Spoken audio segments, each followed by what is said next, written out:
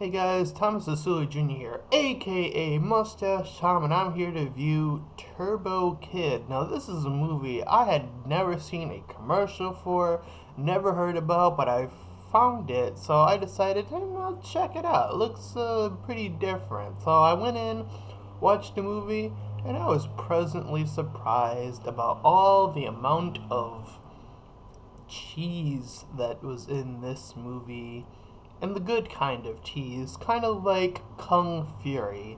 If people have seen Kung Fury, you'll know exactly what I am talking about. Over the top nonsense that you just absolutely eat up, and it's absolutely delicious. Just a fair warning that this movie does contain a lot, and I mean a lot, of types of decapitations and blood. And that was probably what caught me most surprised of anything that has happened in this movie. So, with that being said, in this movie, the young guy is sort of a survivalist in this post apocalyptic world in the 19 somethings.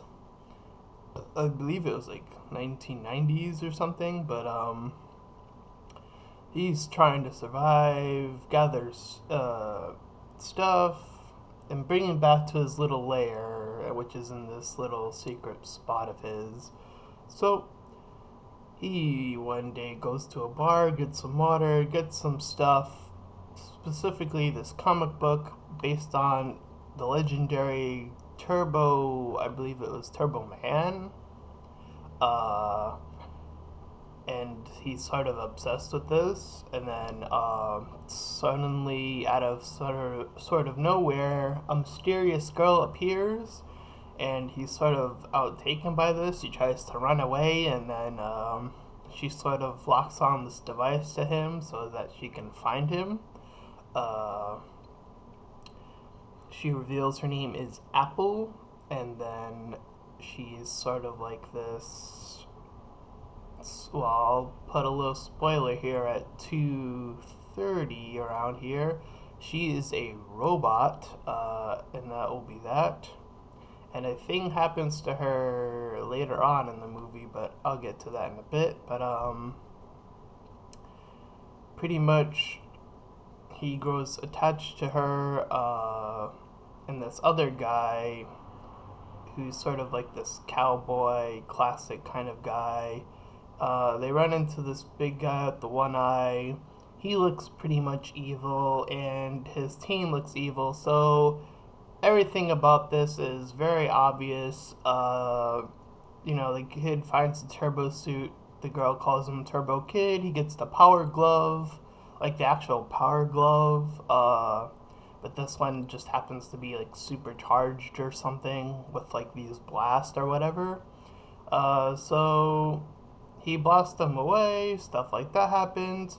And at first, when I was first watching this movie, I thought that this is gonna be one of those movies that was gonna be the whole thing happens and then it's like a dream sequence. But no, surprisingly, instead the movie shows these flashbacks as him as a kid, and the main evil guy before he lost his eye with his parents demanding for the water, because that's like the big thing around the end of the world, of course, is water.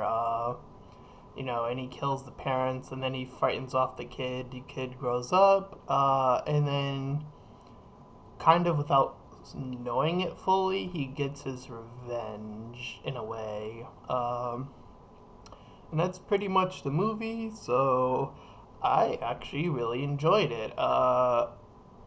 Like the, I mean, if you can get past all the cheesiness, and there's a lot of it, and if you can definitely get past all the blood, which is a lot, I would give this movie a solid 7 out of 10. I think it was worth watching at least once. I really enjoyed it. Kind of like Kung Fury, and this is like a full movie, so I really do think that it is possible to carry out this over the top sort of balls to the wall, crazy kind of movie. It's totally possible. Movies like Kung Fury and this movie have definitely proved that this is kind of turning into its own genre almost, the sort of cheesy genre, if you will. So, with that being said, I still give it a 7 out of 10. I really enjoyed it. I got a kick out of it. Yep, this has been Thomas Zasulu Jr., aka Mustache Tom, and I'll see you guys next time.